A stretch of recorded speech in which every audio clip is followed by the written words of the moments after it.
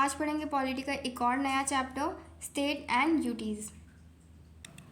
States and union territories. Article 1 to 4 under part 1 deals with union and it's territory. Constitution का जो part 1 है, article 1 से लेकर 4 तक, वो यूनियन और उसकी जो टेरिटरी है उसके बारे में बात करता है। आर्टिकल 1 कहता है India that is Bharat as a union of states rather than a federation of state. जो आर्टिकल 1 है ये कहता है कि इंडिया दैट इज़ भारत ये एक यूनियन ऑफ स्टेट है, ना कि फेडरेशन ऑफ स्टेट। यहाँ पे हमें दो चीज़ों का पता चलता है, पहला तो कंट्री का नाम इंडिया दैट इज़ भारत, और दूसरा इसका कैरेक्टर यूनियन ऑफ स्टेट। नाम की बात करें तो कॉन्स्टिट्यूएंट असेंबली में कुछ लोग चाहते थे कि इसका नाम इंडिया रखा जाए और कुछ चाहते थे कि भारत रखा जाए, इसीलिए इस आर्टिकल को ऐसे लिखा गया, इंडिया दैट इज़ भारत। अब बात करें इस फ्रेज़ की कि क्यों यूनियन ऑफ स्टेट्स कहा गया, ना कि फेडरेशन ऑफ स्टेट। इसके पीछे मेनली दो रीज़न्स हैं। पहला रीज़न ये है कि Indian federation is not the result of an agreement among the states like the American federation.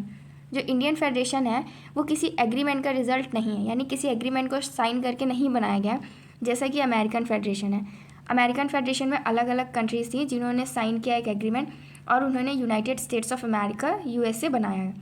लेकिन इंडियन फेडरेशन में ऐसा नहीं है। इंडियन फेडरेशन में इंडिया एक बड़ी सी कंट्री थी जिसको अलग अलग स्टेट्स में डिवाइड किया गया just for better administration only. फिर उसके बाद सेकेंड रीज़न ये है कि जो स्टेट्स हैं उनके पास ये राइट नहीं है कि वो खुद को फेडरेशन से अलग कर सकें, यानी दे डोंट हैव राइट कि वो जब मर्जी आए तो ये कह दे कि हमें इंडिया के साथ अब नहीं रहना है, हम अपनी एक नई कंट्री बना रहे हैं। वो ऐसा नहीं कर सकते हैं। इसीलिए जो इंडिया है इसके फेडरेशन को कहा गया है an indestructible union of destructible state, यानी पूरी कंट्री को एज अ होल तो डिस्ट्रॉय नहीं किया जा सकता है, यानी उसकी जो बाउंड्री फ़िलहाल जो बाउंड्री है वो डिसाइडेड है, उतनी ही रहनी है। लेकिन जो स्टेट्स की बाउंड्रीज है उनको डिस्ट्रॉय किया जा सकता है, यानी एक बड़े से स्टेट को बाइफरकेट करके दो अलग अलग स्टेट्स में बनाया जा सकता है, या फिर दो छोटे छोटे स्टेट्स को ज्वाइन करके एक बड़ा स्टेट भी बनाया जा सकता है। उनकी बाउंड्रीज़ को चेंज किया जा सकता है, उनके नेम को चेंज किया जा सकता है। लेकिन अमेरिकन फेडरल में ऐसा नहीं है। अमेरिका का जो फेडरल गवर्नमेंट है वहाँ पे भी ये क्या है कि जो स्टेट्स हैं वो खुद को चाहे तो अलग कर सकते हैं, या फिर कोई नया स्टेट उनको ज्वाइन करना चाहे तो वो भी एग्रीमेंट को साइन करके उनको ज्वाइन कर सकते हैं। उनको ये कहा गया है कि an indestructible union of indestructible states, यानी यूनियन चाहे तो स्टेट्स को डिस्ट्रॉय नहीं कर सकता और स्टेट चाहे तो यूनियन को डिस्ट्रॉय नहीं कर सकते हैं। फिर बात करते हैं शेड्यूल 1 की। शेड्यूल 1 में स्टेट्स के नाम की लिस्ट दे रखी हुई है और उनका जो टेरिटोरियल जुरिस्डिक्शन है ये बताया गया। हमारी जो कंट्री है उसको मेनली 3 कैटेगरीज में डिवाइड किया गया है, स्टेट, यूटीज़ और एक्वायर्ड टेरिटरीज़। अभी के लिए 28 स्टेट्स और 8 यूनियन टेरिटरीज़ हैं। तो 8 यूनियन टेरिटरीज़ में Andaman and Nicobar islands, Chandigarh, Dadar and Nagar Haveli, national capital territory of Delhi. ये Dadar and Nagar Haveli and Daman and Diu पहले ही अलग अलग टेरिटरी हुआ करती थी, अब ये दोनों मर्ज करके इन्हें एक टेरिटरी बना दिया गया है, एक यूटी बना दिया गया है। After that Jammu and Kashmir, Lakshadweep, Ladakh and Puducherry, total 8 UTs हैं हमारे कंट्री में। इनके एडमिनिस्ट्रेशन की बात करें तो जो स्टेट्स हैं, स्टेट्स तो फेडरल सिस्टम का पार्ट है, इसीलिए यहाँ पे क्या है कि डिस्ट्रीब्यूशन ऑफ पावर है। जो फेडरेशन होता है, फेडरल सिस्टम में क्या होता है, there is a distribution of power between centre and state. कुछ पावर जो है वो सेंटर के हाथ में होती है और कुछ स्टेट्स के हाथ में होती है रिगार्डिंग एडमिनिस्ट्रेशन। लेकिन यूटीज़ के केस में ऐसा नहीं है। यूटीज़ जो है वो directly administered by the central government और एक्वायर्ड टेरिटरीज़ भी directly administered by the central government. Farmer UTs now states. पहले कुछ यूटीज़ थी जो कि अब स्टेट्स हो गए हैं, जैसे हिमाचल प्रदेश, मणिपुर, त्रिपुरा, मिज़ोरम, अरुणाचल प्रदेश एंड गोवा। उसके बाद कुछ ऐसी यूटीज़ जिनके पास खुद के हाई कोर्ट्स हैं, जैसे Delhi, Jammu and Kashmir and Ladakh. Total 8 UTs में से ये 3 ऐसी हैं जिनके पास खुद के हाई कोर्ट हैं। बाकी की जो बची उनके हाई कोर्ट जो हैं उन्हीं के जो एडजॉइनिंग स्टेट है वही हैं। कुछ इंपॉर्टेंट कॉन्सेप्ट जिसमें पहला ये देख लिया कि क्यों फ्रेज यूनियन ऑफ स्टेट का इस्तेमाल किया गया है, ना कि फेडरेशन ऑफ स्टेट का, क्योंकि जो इंडियन फेडरेशन है वो किसी एग्रीमेंट से नहीं बना है, ना ही ये जो स्टेट्स हैं वो खुद को फेडरेशन से कभी अलग कर सकते हैं अपनी मर्जी से। आफ्टर दैट इंडियन टेरिटरी जो है सीट करनी है ना, मतलब किसी और देश को देनी है या किसी और देश से लेनी है, तो उसके लिए आर्टिकल 368 है जिसको अमेंड किया जाएगा, देन आप ऐसा कर सकते हैं। और 2 कॉन्सेप्ट आते हैं, एक टेरिटरी ऑफ इंडिया और एक union of India. Territory of India और यूनियन ऑफ इंडिया में क्या डिफरेंस है? जो टेरिटरी ऑफ इंडिया है वो यूनियन ऑफ इंडिया से काफ़ी बड़ा कॉन्सेप्ट है। क्यों? क्योंकि जो टेरिटरी ऑफ इंडिया में स्टेट्स भी आते हैं, यूटीज़ भी आती हैं और एक्वायर्ड टेरिटरीज़ भी आ जाती हैं। लेकिन यूनियन ऑफ इंडिया सिर्फ और सिर्फ स्टेट्स के बारे में बात करता है, यूटीज़ और एक्वायर्ड टेरिटरीज़ के बारे में बात नहीं करता है। अब इंडिपेंडेंस के बाद में स्टेट्स को रीऑर्गेनाइज करना था, इसके लिए बहुत सी कमीशंस बिठाई गई। पहली कमीशन है Dhar commission. Dhar commission for reorganisation of the states on linguistic basis. इसको कॉन्स्टिट्यूट किया गया जून 1948 में। चेयरमैन थे इसके एस.के. धर और इन्होंने अपनी रिपोर्ट दिसंबर 1948 में सबमिट की और ये रिकमेंड किया कि स्टेट्स का जो रीऑर्गेनाइजेशन है वो आप लिंग्विस्टिक बेसिस पे ना करके एडमिनिस्ट्रेटिव कन्वीनियंस के हिसाब से करें, वो ज़्यादा बेटर रहेगा।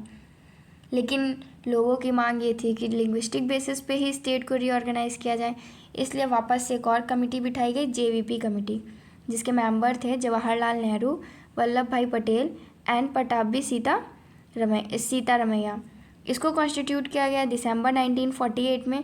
इन्होंने अपनी रिपोर्ट सबमिट की अप्रैल 1949 में और इन्होंने भी फॉर्मली रिजेक्ट कर दिया कि लैंग्वेज को रीऑर्गेनाइजेशन ऑफ स्टेट का बेस नहीं रख सकते हैं, यानी लैंग्वेज के बेसिस पे स्टेट को रीऑर्गेनाइज नहीं किया जा सकता। उसके बाद अक्टूबर 1953 में government of India was forced to create the first linguistic state known as Andhra state by separating the Telugu speaking people from Madras state. लेकिन फिर भी 1953 में गवर्नमेंट ऑफ इंडिया को फोर्स किया गया तो एक लिंग्विस्टिक स्टेट बनाया गया आंध्र प्रदेश, मद्रास स्टेट से तेलुगु स्पीकिंग पीपल को अलग करके। उसके बाद फैज़ल अली कमीशन बिठाई गई जिसको कॉन्स्टिट्यूट किया गया 1953 दिसंबर में। चेयरमैन थे Fazal Ali, other members K M Panikkar and H N. Kunzru. इन्होंने अपनी रिपोर्ट सबमिट की सितंबर 1955 में। Broadly accepted language as the basis of reorganisation of state. कहीं ना कहीं language as a basis of reorganisation of state इन्होंने एक्सेप्ट कर लिया था, लेकिन इन्होंने वन लैंग्वेज वन स्टेट की थ्योरी को रिजेक्ट किया। अब इतनी सारी लैंग्वेजेस हैं, एक लैंग्वेज के लिए एक स्टेट बनाना तो सही नहीं रहेगा, लेकिन कहीं ना कहीं जैसे एक स्टेट में 4-5 लैंग्वेज हो सकती हैं, 10-12 हो सकती हैं, वो वाला कॉन्सेप्ट जो इन्होंने एक्सेप्ट कर लिया था। Suggested the abolition of the fourfold classification of the states and UTs. और जो स्टेट और यूटीज़ का जो part A, B, C, D में क्लासिफिकेशन किया गया था, इसको एबॉलिश करने की बात कही गई इस कमीशन के द्वारा।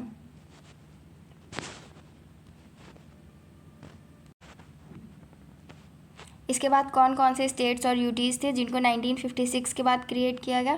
पहला था केरल को त्रावणकोर, कोचीन और साउथ कनारा को मर्ज करके बनाया गया। देन आंध्र प्रदेश, आंध्रा और हैदराबाद। मध्य प्रदेश में मध्य भारत और विंध्या और भोपाल को मिला के बनाया गया। न्यू यूटीज़ थी Lakshadweep, Minicoy, Amini Diu islands from the territory detach from the Madras state. 1960 में bifurcation of Maharashtra and Gujarat हुआ। 1961 में creation of Dadra and Nagar हवेली जो कि 10th कॉन्स्टिट्यूशनल अमेंडमेंट से। 1962 में Goa, Daman and Diu for 12th constitutional amendment से। The French handed over Puducherry to India, 14th constitutional amendment. फिर French ने पुडुचेरी इंडिया को हैंडल कर दिया 14th कॉन्स्टिट्यूशनल अमेंडमेंट के अंदर। देन 1963 में नागालैंड फॉर्म हुआ।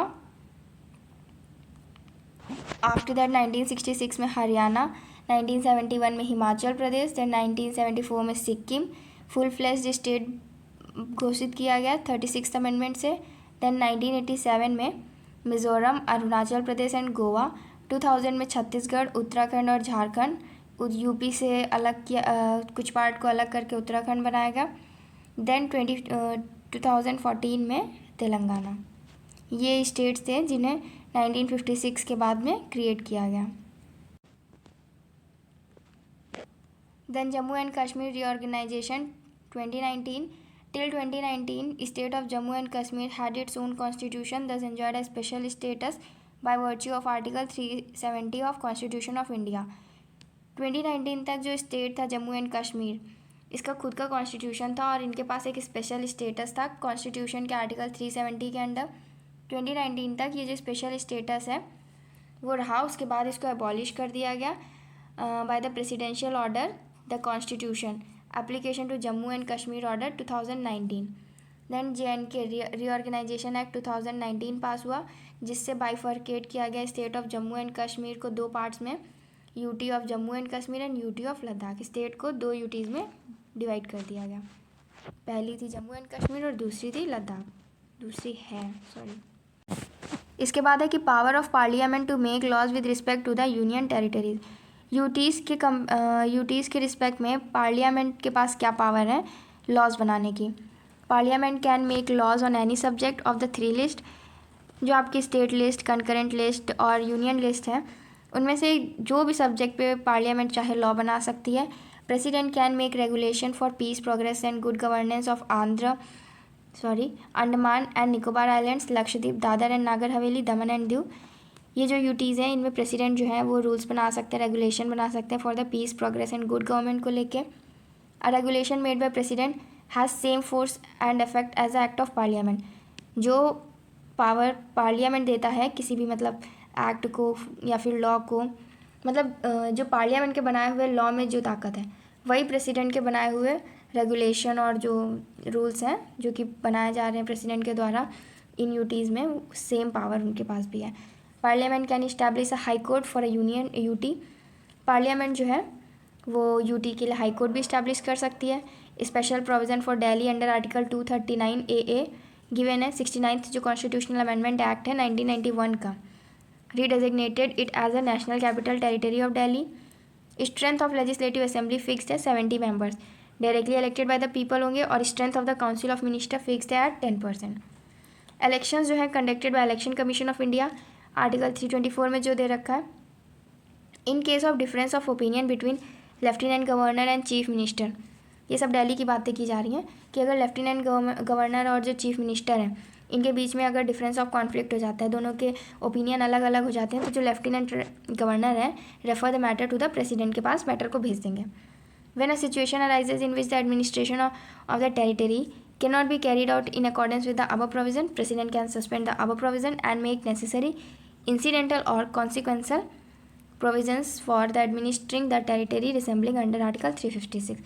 अगर कभी ऐसी सिचुएशन आ जाती है कि जब जो टेरिटरी है वो कॉन्स्टिट्यूशन के हिसाब से काम नहीं कर रही है, तो ऐसी सिचुएशन में जो प्रेसिडेंट है वो ये सारे प्रोविजंस को सस्पेंड करके एक अंडर आर्टिकल 356 ऑर्डर पास कर देंगे और वहाँ पे प्रेसिडेंट रूल लग जाना है। Then Lieutenant Governor is empowered to promulgate ordinances approved by the Assembly within 6 weeks from its reassembly। ये जो ऑर्डिनेंस पास करने की पावर जो है वो लेफ्टिनेंट गवर्नर के पास है। इसके बाद जो 7th कॉन्स्टिट्यूशनल अमेंडमेंट एक्ट 1956 है, led to the creation of zonal council in India to advise the matters of common interest. 7th constitutional amendment act 1956 से जोनल काउंसिल्स को क्रिएट किया गया to advise on the matters of common interest. After that, advisory committees of union territories, advisory committees under the government of India rule 1961 में जो ministry of home affairs हैं वो nodal ministry होगी सभी matters जो है यूनियन टेरिटरी से related उनके लिए। All the 5 UTs without legislature, वो यूटीज़ जिनके पास लेजिस्लेचर नहीं है, जैसे Andaman Nicobar island, Chandigarh, Daman and Diu, Dadar and Nagar Haveli, Lakshadweep and Ladakh, have the forum of home ministry advisory committee, administrative advisory committee. ठीक है, जो होम मिनिस्ट्री एडवाइजरी कमिटी है इसको चेयर करेंगे यूनियन होम मिनिस्टर, और ये जो एडमिनिस्ट्रेटिव एडवाइजरी कमिटी है ये एडमिनिस्ट्रेटर जो होंगे यूटी के वही इसके चेयरमैन होंगे। देखते हैं आर्टिकल्स को। आर्टिकल 1 जो है वो यूनियन का नाम और टेरिटरी के बारे में बात करता है। आर्टिकल 2 एडमिशन और इस्टेब्लिशमेंट ऑफ न्यू स्टेट, जब कोई नया स्टेट को इस्टेब्लिश करना होगा तो वहाँ आर्टिकल 2 आएगा, और अगर जो एग्जिस्टिंग स्टेट है उनकी बाउंड्रीज उनका नाम अगर बदलना है तो फिर उसके लिए आर्टिकल 3 आएगा।